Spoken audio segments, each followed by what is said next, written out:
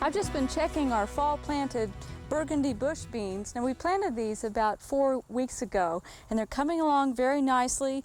They have some blooms that are just about to open and we sure want to protect them from frost.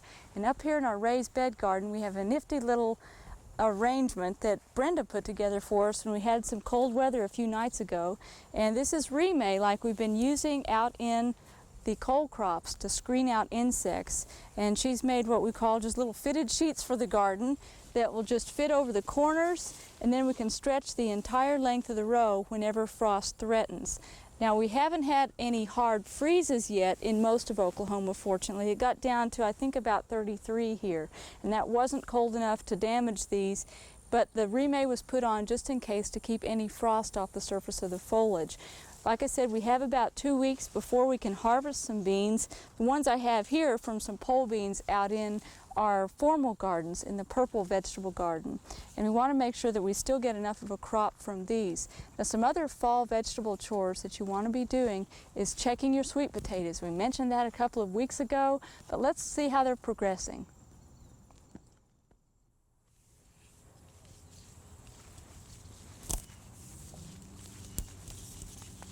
We checked our sweet potatoes a few weeks ago to see how they're coming along, and I felt compelled to dig one now. And the reason for that is that we've had a couple of light frosts. I know that we're living on borrowed time with these, but you can't cover the whole garden up with remay. And so we want to see how they're progressing, and that if they were ready to harvest, we'd go ahead and dig them today. Turns out they've got still a couple weeks to go. These were planted probably back in late May, and we had a lot of cool weather early in the summer, and it has slowed their progress. I haven't totally detached this sweet potato, so I'm going to try to tuck it back in the soil and let it continue growing and maturing. Now I have cut some of the vines away, but that's okay. There's plenty still attached, and I think it will go ahead and develop. But I do want to mention what you can do with these vines if you are going to just check your sweet potatoes but you're not ready to harvest them yet. These will make a great house plant for the winter. I remember my grandmother had a sweet potato vine in her kitchen just in a water pitcher that was hung up near the ceiling. And they have a lot of axillary roots along them, as you can see right here.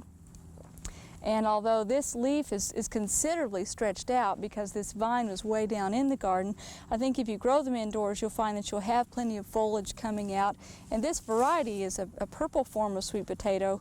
Although the potatoes are white, the foliage is dark purple to black in appearance, and that'll make a very attractive houseplant. And come spring, you can take some slips from that and continue to propagate sweet potatoes and get them back into the garden.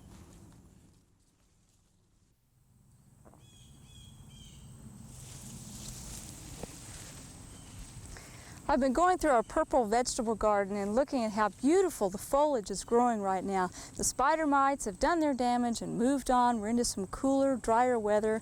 And just take a look at these peppers. I've just cut these from some of the chili pepper varieties that we've been growing, and this is one easy way that you can harvest them now and store them for the winter if you want to use them as dried chilies. You can just cut the plants and then hang them upright. We have several varieties here, and you could just hang those indoors, let the foliage dry down, and then harvest them, or harvest them fresh. We're going to leave a few out there, just hedging our bets that the weather will hold off for at least a couple of more weeks, but we do want to get some in now as an added precaution. Now over with the tomatoes, there are several options you can go with tomatoes when fall is approaching. It still is really frustrating for me though, because look at that foliage. It's looking just perfect, not a spider mite in sight, and they're still setting tomatoes, but we know that we're living on borrowed time. Now you can go ahead and harvest the red tomatoes, and this variety that we have right here is Cherokee Purple. It's an heirloom tomato, and when it's ripe, it's a deep, deep kind of a blue-red, and just has delicious flavor. But when you're looking on the vine, you can go ahead and pick those ripe ones and eat them now. You could pick some hard green ones and make you some fried green tomatoes, but what do you do about the in-betweeners? At what point can you pick tomatoes and make sure that they'll ripen up? Well, in the tomato growing industry, there's a stage on the vine that they call the breaker stage. And at this point, we know that we can pick tomatoes and count on them to go ahead and turn ripe, and that's this point right here. It looks from the outside to be green, but there's a very slight tinge of pink on there. And if you see that, you know that you can go ahead and pick those, store them indoors, and they'll go ahead and turn a nice deep purple later on. In fact, they may even get darker red than this because they'll be indoors where it's even cooler. People who run tomato stands, roadside vegetable stands, this actually can qualify as a vine-ripened tomato because it has reached the breaker stage, and then they'll turn on and continue to turn red after picking. Well, we have a few other things here that we've picked from the purple vegetable garden. As I mentioned, the Cherokee purple tomato. We have some purple bell peppers, and they are kind of on the small side, and the reason for this is that when these were flowering a few weeks ago, before they went ahead and made their pepper pod, they were flowering in very high temperatures, and so the fruit is not very large on these. If we would just have about another month of warm weather, the peppers that are forming now would have a little larger size like this one right here. Now, we also harvested some of our purple okra, and keep in mind that you want to pick it at a small stage like this. There's still plenty of that coming on, so long as we have some nice warm sunny days. Right here are some black tepary beans, and this is from our Native American garden, and this apparently is a very long season pole bean, and tepary beans are grown by southwestern Indian tribes for drying. These could be eaten as green beans, but they really need a few more weeks to mature, but we went ahead and picked those because, again, we know that the cooler weather is coming on. Now, I want to show you a bean that's just one of my favorites, and it's also Brenda's favorite for eating, and that's the black turtle bean. And after all, that is the reason we garden, is to have good tasting fresh food. This is a bean for drying. Some people call them just black beans or black turtle beans, and these have just been harvested. We do have some mold on the surface of them, but if you break them open, that one's moldy there, but there are some that do look okay. Let's take a look at this one.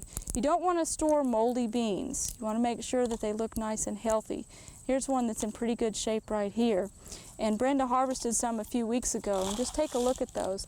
And our favorite way to eat them is to cook those down and eat them with rice, or put them in a pressure cooker and make them really soft and blend those with some picante sauce. That'll make one of the best bean dips you've ever eaten. It's really tasty. Well, I hope you're enjoying your fall garden. Keep in mind that you do need to stay ahead of things, and you certainly want to pick some of your produce at the right stage so it will go ahead and ripen up indoors.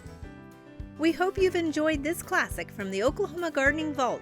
Remember, even though these tips and techniques are timeless, there's always something new to learn in the world of gardening. By subscribing to both Oklahoma Gardening and OK Gardening Classics, you'll have access to a wealth of gardening knowledge, both classic and contemporary.